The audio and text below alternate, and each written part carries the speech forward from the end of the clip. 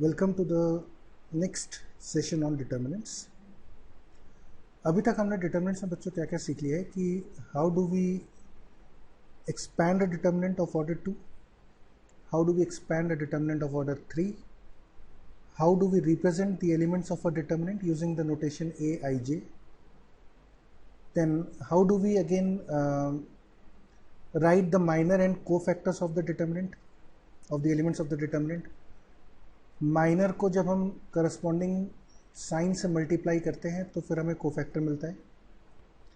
फिर हमने देखा कि डिटर्मिनेंट के एक्सपेंशन में कोफैक्टर्स के अलोंग एक्सपेंड कैसे करते हैं, तो हर रो और हर कॉलम के एलिमेंट्स को करस्पॉन्डिंग कोफैक्टर से मल्टीप्लाई करके ऐड करने पे हमें डिटर्मिनेंट की वैल्यू मिलती है। और हमने सेकेंड थ्योरम जो पढ़ी थी कोफैक्टर्स के ऊपर वो थी कि यदि हम किसी भी रो या कॉलम के सभी एलिमेंट्स को किसी दूसरी रो या कॉलम के कोफैक्टर से मल्टीप्लाई करके ऐड करेंगे तो हमें डिटर्मिनेंट की वैल्यू 0 मिलेगी हमेशा। सो दिस वाज, और फिर हमने कुछ बेसिक क्वेश्चंस देखे थे कि आप डिटर्मिनेंट को एक्सपैंड कैसे करते हो। कुछ बेसिक प्रॉपर्टीज़ हमने समझी थी कि किसी रो या कॉलम में जितने ज़्यादा जीरोज होंगे हमें उतना कन्वीनियंट रहेगा डिटर्मिनेंट को एक्सपैंड करना, etcetera. So we looked at some smaller aspects of expansion of determinants. अब कुछ एडवांस प्रॉपर्टीज़ होती हैं डिटर्मिनेंट्स के एक्सपेंशन को लेके। Now these properties generally you won't find them in the books. Indian authors और आईटी गाइड्स में आपको ये सब प्रॉपर्टीज़ नहीं मिलेंगी। These are advance properties. Generally top rankers जो होते हैं उनको ये प्रॉपर्टीज़ पता होती हैं, and this will really help you in solving the questions faster, thinking about a situations in a faster way as compare to the conventional approaches. तो हम इन्हीं प्रॉपर्टीज़ को एक बार डिटेल में देखते हैं कि कौन कौन सी प्रॉपर्टीज़ हैं। So let's start with the first property. Now the first property is कि किसी भी डिटर्मिनेंट में how many terms are involved। यहाँ पे हम एक जनरल डिटर्मिनेंट ले रहे हैं, consider a determinant delta which I have taken here. और इस डिटर्मिनेंट को जब हमने एक्सपैंड करा तो आप देख सकते हो कि सबसे पहले हम किसी भी रो या कॉलम से एक्सपैंड करेंगे तो this is the value of the determinant. I will recommend कि आप एक बार वीडियो यहाँ पे पॉज करके एक्सपैंड करके चेक कर लें। इट्स इम्पॉर्टेंट है ना दैट वी चेक हियर कि हमारे पास क्या चीज़ आई है। Now once I get the value of this determinant, तो अगर हम इन एलिमेंट्स को ध्यान से देखें तो what you will observe is each element is of this type A1, A2, A3, और इनके साथ कुछ सब्सक्रिप्ट्स हैं हमारे पास A1 alpha, A2 beta, A3 gamma ना। अगर आप किसी भी एलिमेंट को देखोगे, सपोज हम रैंडमली अगर हम let's say if I look at this particular element, तो this element is of this particular form with alpha equal to 2, beta equal to 3 and gamma equals to 1.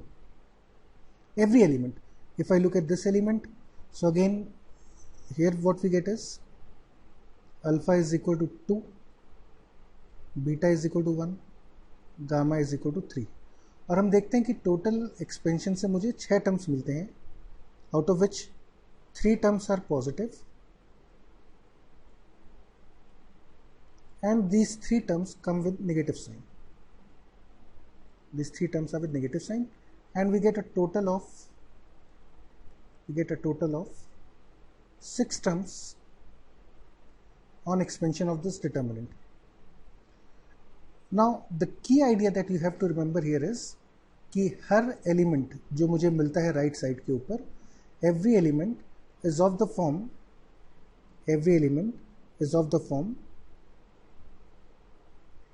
A1 alpha, A2 beta, A3 gamma। And if you observe minutely, further if we observe minutely, तो हम देखते हैं कि alpha beta gamma are permutations of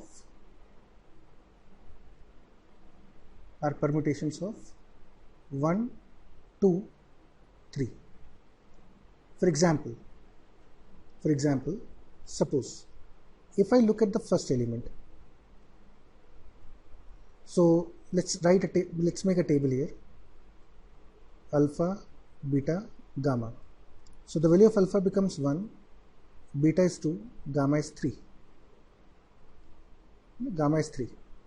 If I look at the second element, alpha is 2, beta is 3, gamma is 1. If I look at the third element here, then what I get is alpha is 3, beta is 1, gamma is 2. Then if I look at the fourth element, I get alpha as 1, beta 3, gamma 2, and so on.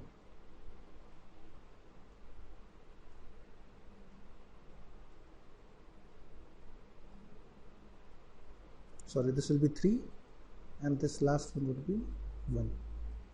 So what you find is that the values of alpha, beta, gamma are permutations of 1, 2 and 3. अच्छा, इसमें एक चीज़ और interesting है. अगर हम 1, 2, 3 को देखें तो सपोज 1, 2, 3. अगर हम इस साइक्लिक ऑर्डर में मूव करें, दैट इज अल्फा की वैल्यू 1, 2, 3, 1, 2, 3, और if I start with 2, I get 2, 3, 1. If I start with 3, I get 3, 1, 2. So we are actually moving in clockwise sense. तो क्लॉकवाइज सेंस पे मूव करने से हम देखते हैं कि ये जो अल्फा बीटा गामा की वैल्यूज है 1, 2, 3, 2, 3, 1, 3, 1, 2, ये सारी वैल्यूज पॉजिटिव है. ये सारी वैल्यूज यहां पर है. ऑन दी अदर हैंड यदि हम अल्फा बीटा गामा की वैल्यूज में अब की बार एंटी क्लॉकवाइज चले इन this direction,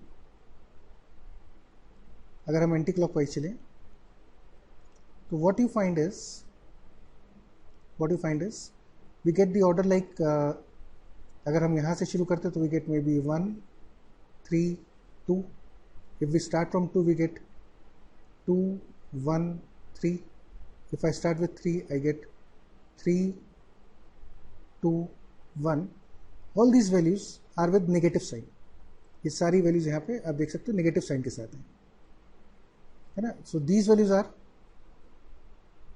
positive and these values come with a negative sign in the expansion of the determinant. Or in how many ways I can permute alpha, beta, gamma? The number of ways of permuting alpha, beta, gamma or 1, 2, 3 is 3 factorial, which is 6, and therefore we get 6 terms in the determinant, जो कि हमने शुरुआत में देखा था ना. These 6 terms of the determinant which we looked at this stage. So the key idea that you have to remember is the value of the determinant is always of the form, the element of the expansion of the determinant are of the form a1 alpha, a2 beta, a3 gamma, where alpha, beta, gamma are permutations of 1, 2, 3, and this number of permutations becomes 3 factorial, and therefore we get total number of 6 elements in the expansion of the determinant. So now let's look at a small example. Suppose the question is, how many terms are there? How many terms will be there in the expansion of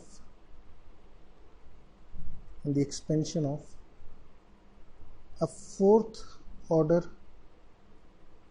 determinant? So again, in this case, the general term looks like a1 alpha, a2 beta, a3 gamma, a4 delta, and again alpha, beta, gamma, delta are permutations of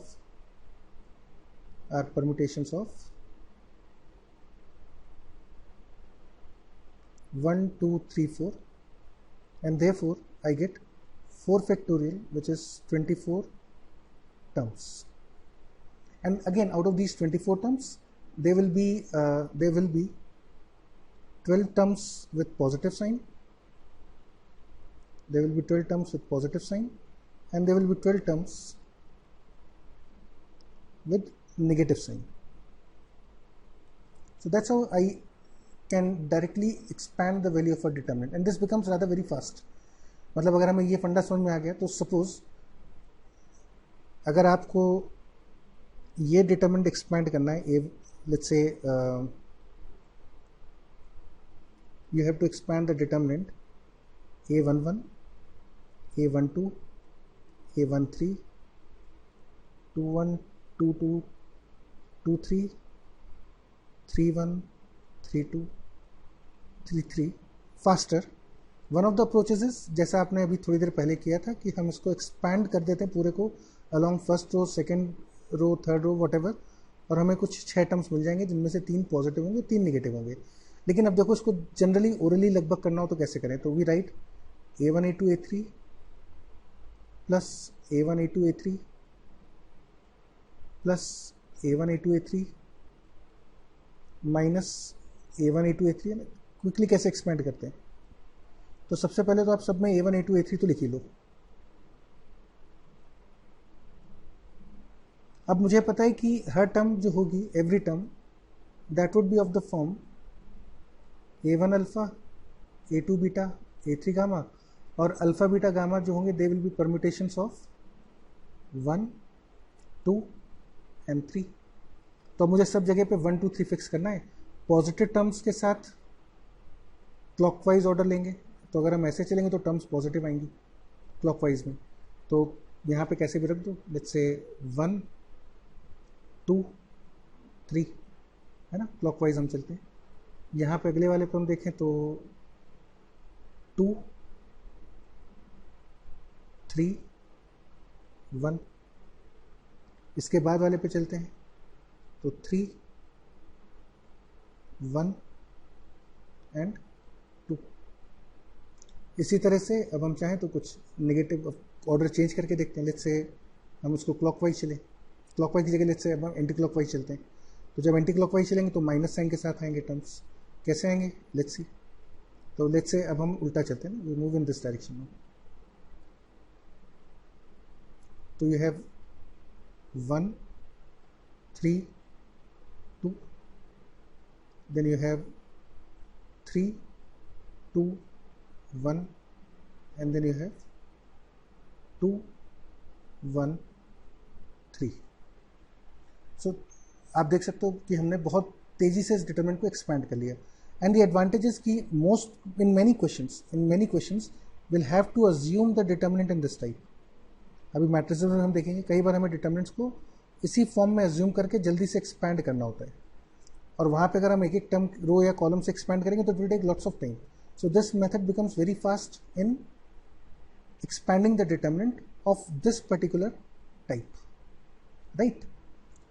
तो हमने क्या देखा कि general element of a determinant will be of the form a1 alpha, a2 beta and a3 gamma, है ना. This is how the general term of a determinant looks like. Let's look at some interesting problems. यहाँ पे हम इन results को directly use करेंगे ना. तो let's start with IDJE problem. The question is all the elements of a third order determinant are either 1 and -1 only. So that means maybe if I look at some example, if I try to form a determinant, maybe I'll get something like 1 1 1. This is one possible determinant. I can have another determinant like maybe 1 -1 -1 1 -1 -1 -1 1 1 etc. And in this way I can form many determinants.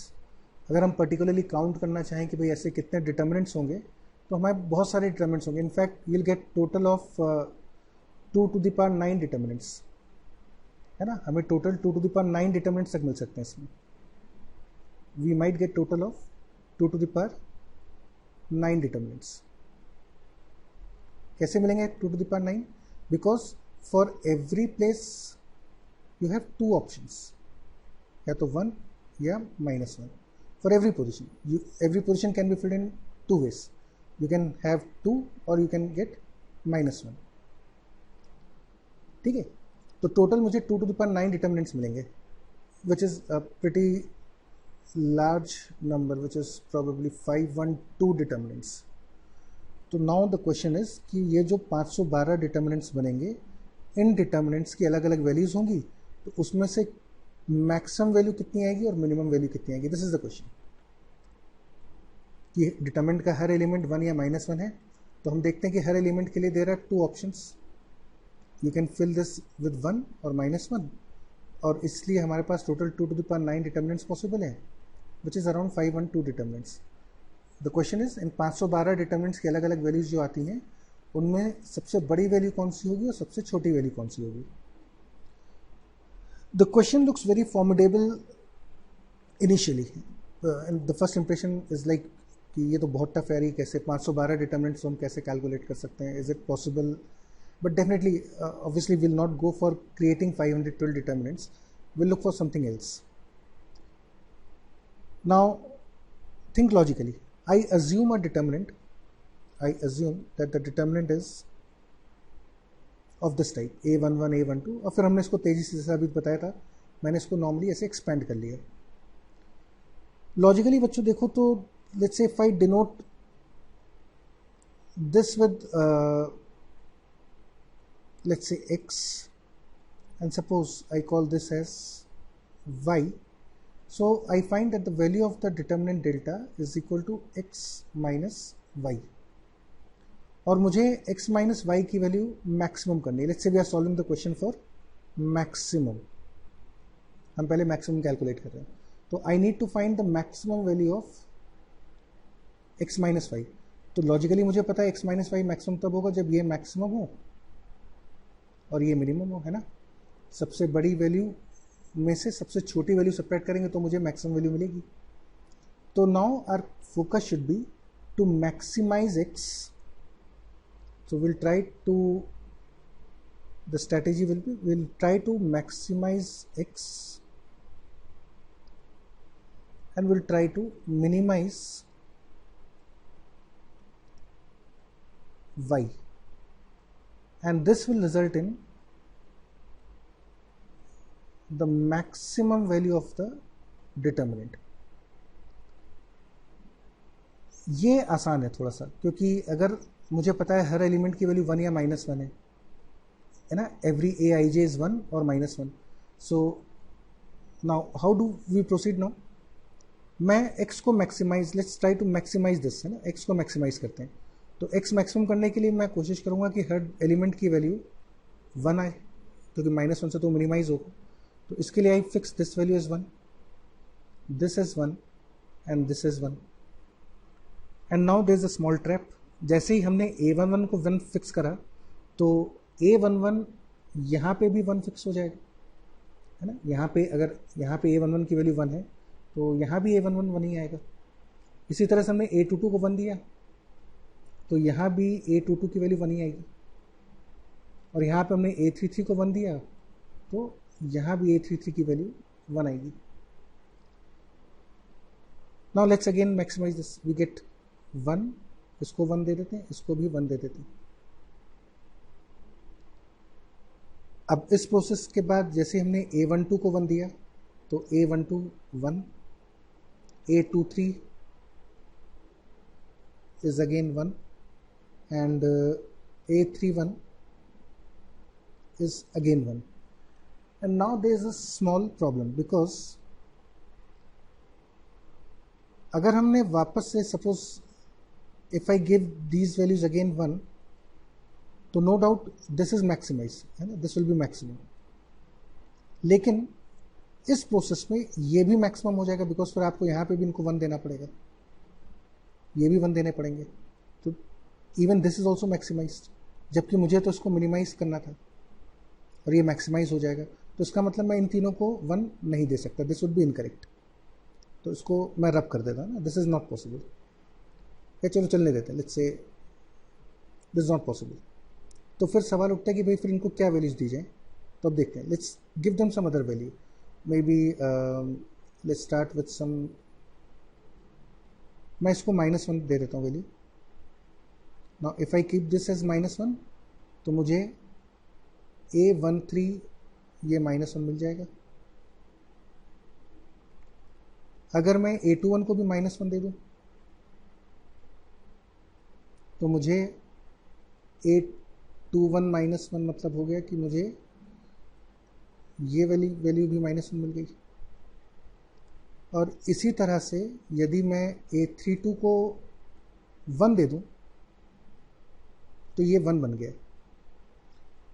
Because of this the value that I get is the value of x becomes 3, 1 plus 1 plus 1 minus the value of y becomes 1 minus 1 minus 1. Now this value is same as 4. So the value of delta maximum is 4. अब सवाल ये उठता है कि what you can very well see here in this situation is कि obviously the value of delta cannot be equal to 6. This is not possible, है ना? You cannot have delta equal to 6. इसके अलावा every term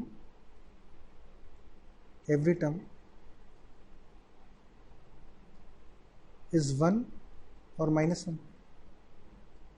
And there are 6 terms.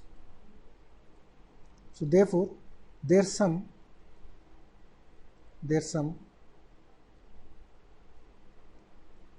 must be even. Think about this carefully. हमारे पास total 6 terms है ना, यहाँ पे we have first term, then you have second term, then you have third term, fourth term, fifth term, and then you have sixth term. And the value of every term is either 1 or -1. तो जब भी हम 6 odd numbers को add करेंगे तो answer हमेशा even आएगा। Why? Because let's से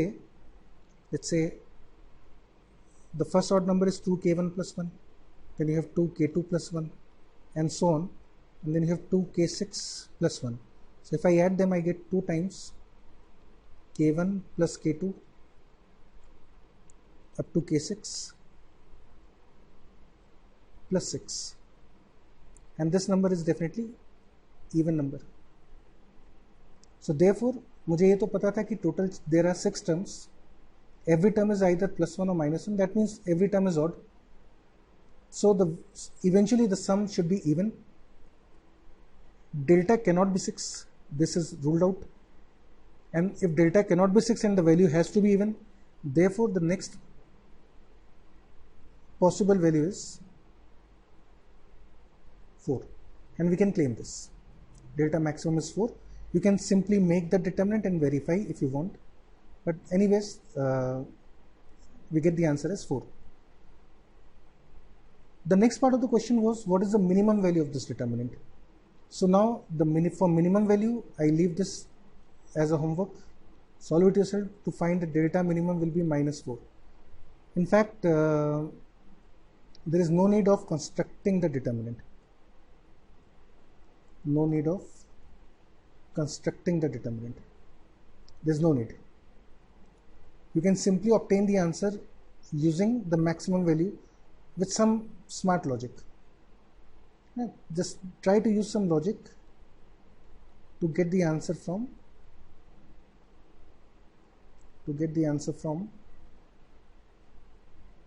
delta max. Something can be done with the elements to obtain the result directly. Answer is -4, and I leave that for the homework. It's based on exactly the same approach, and the question was a very average question as far as the JEE level is concerned. The basic idea was how to expand the determinant, है ना? Once you get the key idea कि हमें determinant को expand करना है, and then how do we plug in the values, and a small logic of the number theory will solve the purpose. Let's move to another question. Let's take another example now, and this question is how will the value of a third order determinant change if each element aij is multiplied with c to the power I minus j, where c is some non-zero number. तो question का मतलब क्या हुआ कि हमारे पास एक determinant है, suppose delta. मैं एक डिटर्मिनेंट बना लेता हूँ, a11, a12, a13, a21, a22, a23, a31, a32, a33. Suppose एक डिटर्मिनेंट हम ले लेते हैं और अब हम एक नया डिटर्मिनेंट बनाएंगे, delta dash. Let's change the pen. Delta dash. तो डेल्टा डैश में बच्चों में क्या करना है, you have to multiply a i j with c to the power i minus j. हमें ये चीज़ करनी है. तो let's look at the effect in the first one. The first becomes a11 into c to the power 1 minus 1. Then you have a12 c to the power 1 minus 2. Then you have a13 c to the power 1 minus 3. Then we have a21 c to the power 2 minus 1. a22 c to the power 2 minus 2. a23 c to the power 2 minus 3. a31 c to the power 3 minus 1. a32 c to the power 3 minus 2. a33 c to the power 3 minus 3. And this determinant delta dash will now simplify to a11 a12 upon c, a13 upon c square, a21 into c, a22 a23 upon c, a31 c square, a32 c, a33. So this is the value of the determinant. और हमें determinant expand नहीं करना है. You have to find a connection between delta dash and delta. This is the question. You have to connect these two determinants. Now one approach, normal बच्चे जो होते हैं वो इस क्वेश्चन को कैसे करेंगे, maybe they will expand this. They will expand this determinant along any row or column, and then they will expand this determinant also. Delta और डेल्टा डैश दोनों को expand करा जाएगा और फिर यहाँ से हम चाहें तो दोनों को कंपेयर कर सकते हैं. That is one of the approach. This is method 1. थोड़ा सा लेंदी है लेकिन this will work. In fact many students जो एवरेज बच्चे होंगे या पीछे की रैंक्स जो आती हैं वो बच्चे ज़्यादातर इस क्वेश्चन को ऐसे ही करेंगे. लेकिन वापस से अब देखते हैं टॉप रैंक्स के बच्चे इस क्वेश्चन को how will they approach the problem. ठीक है, तो let's look at the elegant approach of solving the question. Look at the elegant approach of solving the question. I know that every element of this determinant is of the form a1 alpha, a2 beta, a3 gamma, where alpha, beta, gamma are permutations of 1, 2, 3, right? And if I look at the elements of delta prime, if I look at the elements of delta prime, delta prime के जो elements होंगे बच्चों वो इस type के होंगे, a1 alpha into c की power 1 minus alpha into a2 beta c की power 2 minus beta into a3 gamma c to the power 3 minus gamma, which interestingly is same as a1 alpha, a2 beta, a3 gamma into c की power 1 + 2 + 3 minus alpha plus beta plus gamma. And since alpha, beta, gamma are permutations of 1, 2, 3, therefore alpha plus beta plus gamma must be equal to 6, क्योंकि भाई alpha beta gamma 1, 2, 3 ही तो है किसी order में, तो इनका addition तो हमेशा 6 ही आने वाला है. And as a result of this the general element of delta dash again looks like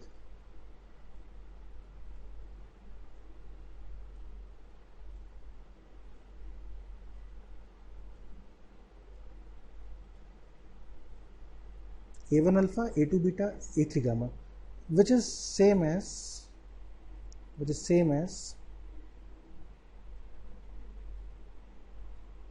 the value of the elements of delta. And therefore, since the elements are same, there will not be any change in the elements of in the value of delta dash. Look at the beauty of the approach. Instead of solving the entire question or expanding the entire question, just with a small idea कि determinant के element किस type पे दिखते हैं, we could solve the question in a much faster way, right? We now move to the next theorem, the next property, which is again slightly advanced in nature, might be useful for certain kind of questions. So let's look at the next property now. The property says that in every term of the expansion, one element is from each row and each column. इसका मतलब क्या हुआ है ना? तो let's look at the first, let's look at one of the element, let's say this one. Let's look at this element. इसमें A11 involve हो रहा है. A11 is this, A22, A33. ये तीन एलिमेंट्स बच्चों इसमें इन्वॉल्व होते हैं, ठीक है.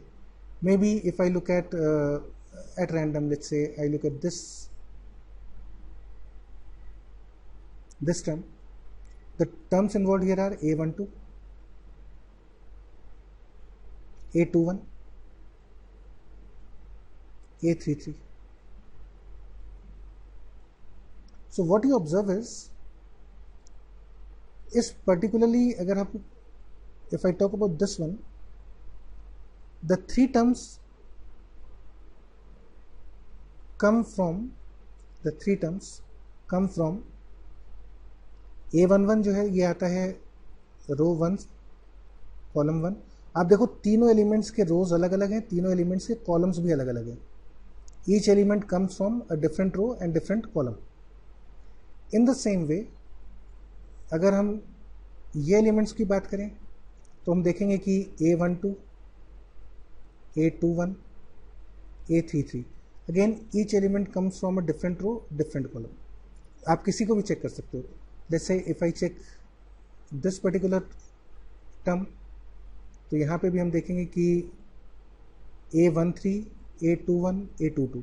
So A13 is this one, A21 this, and A32.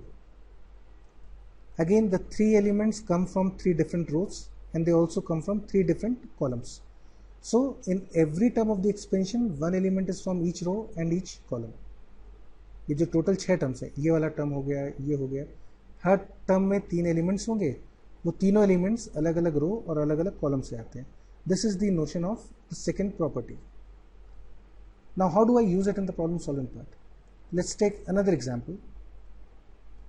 The question is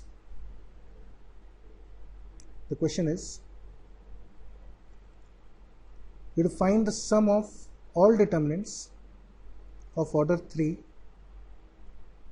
in each of which one element in each row and each column is unity. Unity मतलब 1, this implies 1, and others being 0.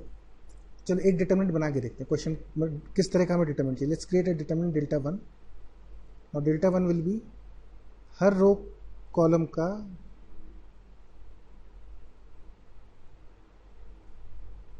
This is one of the possible determinants. इसमें हम देखें तो ये order 3 है, इसका हर element, हर रो और column का एग्जैक्टली एक एलिमेंट 1 है, exactly one element of each row and each column is 1 है ना। फर्स्ट रो में 1, सेकेंड रो में 1, थर्ड रो में 1, फर्स्ट कॉलम में एक 1, सेकेंड कॉलम में एक 1, थर्ड कॉलम में एक 1। तो 1 appears in exactly one row and exactly one column. ठीक है, ये ऐसा डिटरमिनेंट है। You can have another determinant, let's say delta 2। You can have a determinant like 1 0 0 0 1 0 0 0 1। This is one another possibility. ये एक और डिटरमिनेंट हम बना सकते हैं। ऐसे we can create many determinants. अच्छा, हम चाहें तो काउंट भी कर सकते हैं। कैसे? अगर काउंट करना हो तो कैसे काउंट करेंगे?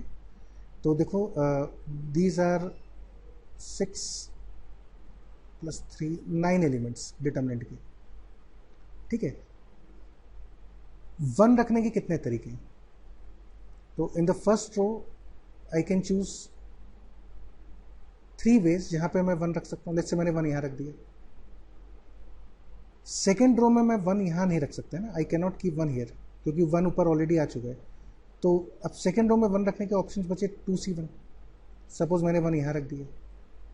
थर्ड रो में मैं यहां 1 नहीं रख सकता क्योंकि ऊपर 1 है, यहां पे 1 नहीं रख सकता क्योंकि ऊपर 1 है, यहां पे 1 मुझे रखना पड़ेगा। So you are left with only 1 option and you get 6।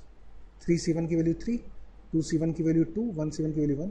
तो there are 6 different determinants which are possible.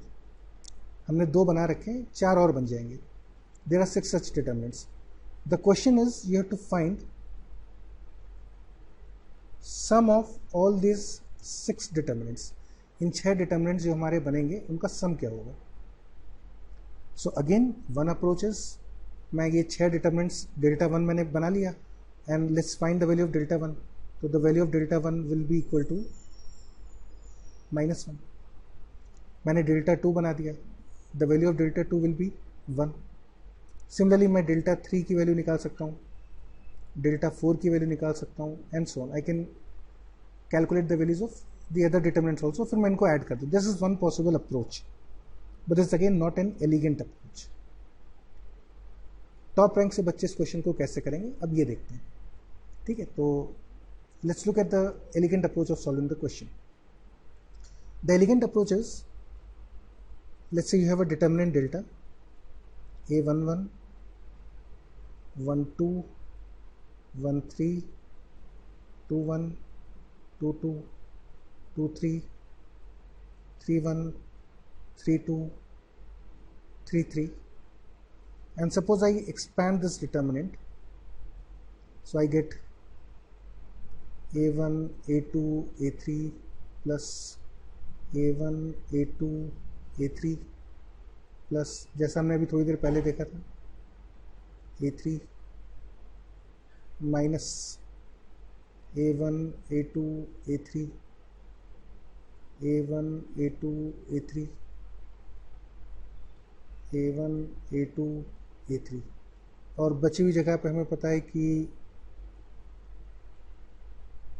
1, 2, 3 cyclic order में आएंगे, तो क्लॉकवाइज वाले पॉजिटिव 1, 2, 3, 2, 3, 1, 3, 1, 2।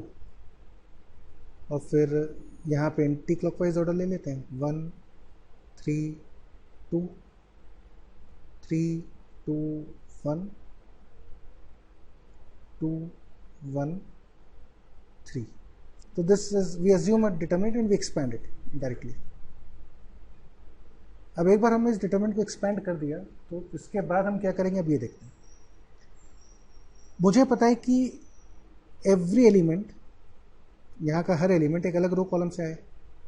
तो suppose if I look at a determinant, let's से 1 0 0 0 0 1 1, लेट्स से 0 1 0 है ना। अगर हम इस डिटरमिनेंट को देखें विच वॉज आर डेल्टा 1,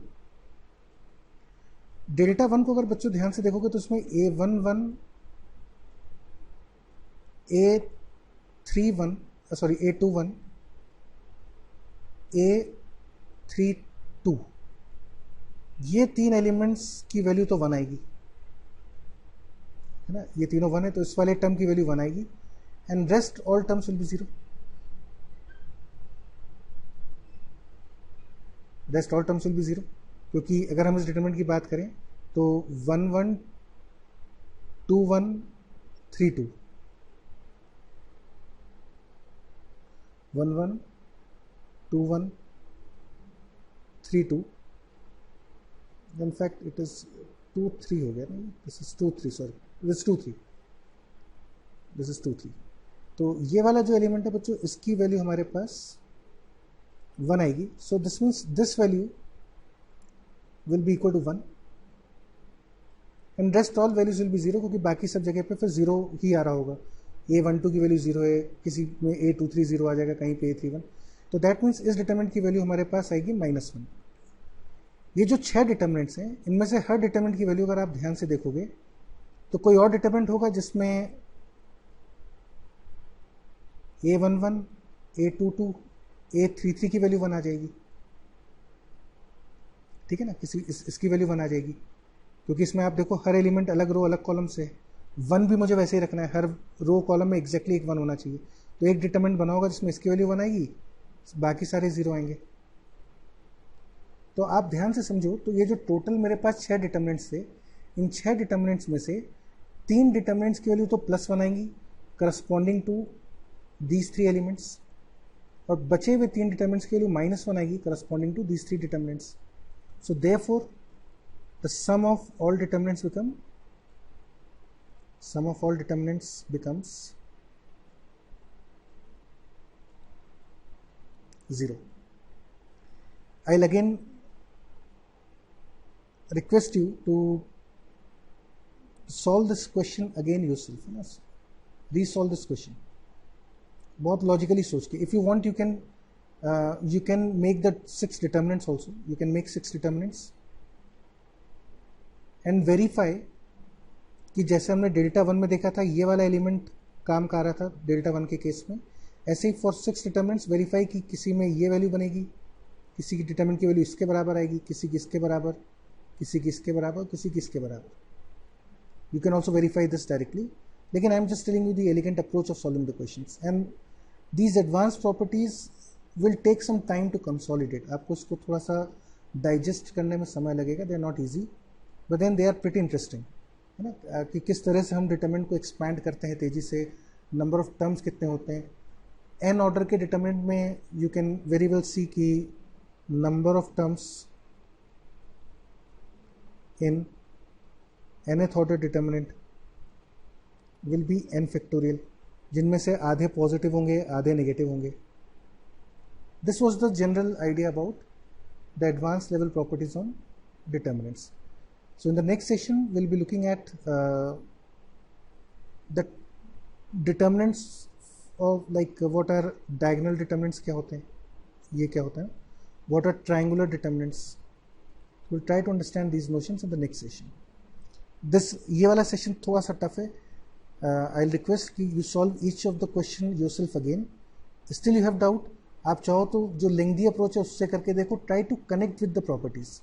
ये प्रॉपर्टीज समझ में आनी चाहिए, क्वेश्चंस याद करने से फ़ायदा नहीं होगा, ये ऐसे हो गया, यू हैव टू अंडरस्टैंड कि इसमें ये प्रॉपर्टीज़ का यूज़ कैसे हो रहा है, दैट्स वेरी इंपॉर्टेंट, है ना। तो in the next session will be looking at now the diagonal and triangular determinants, और this will be a very small session, it's more of a factual information, तो इसको नेक्स्ट वीडियो में देखते हैं।